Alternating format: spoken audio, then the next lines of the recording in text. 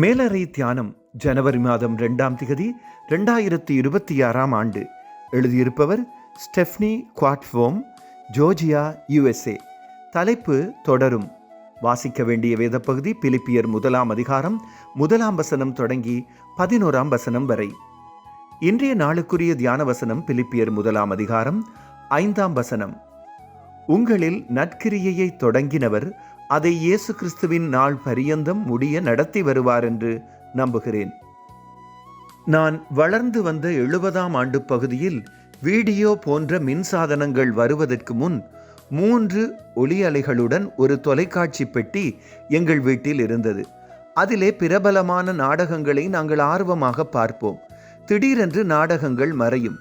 தொடரும் என்ற வார்த்தை காணப்படும். தொடர்ச்சியை பார்ப்பதற்கு 1 வாரம் காத்திருக்க வேண்டும் என்பது சலிப்பை தரும். எமது வாழ்க்கை கதையிலும் தொடரும் என்பது கடவுள் கிரியை செய்து கொண்டிருக்கிறார் என்பதாக இருக்கும்.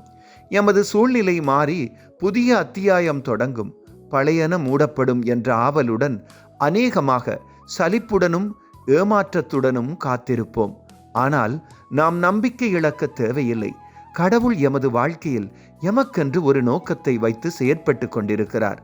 அதைத்தான் இன்றைய மகுட வாக்கியமும் சொல்கிறது.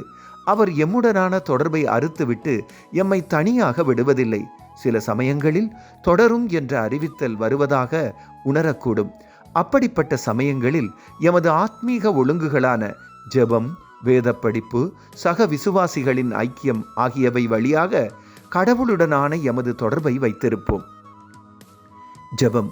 அன்பான கடவுளே, எமது வாழ்க்கையில் நீங்கள் தொடர்ந்து கிரியை செய்கிறீர்கள் என்ற நம்பிக்கையோடு இருக்க உதவி செய்யுங்கள். ஆமேன்.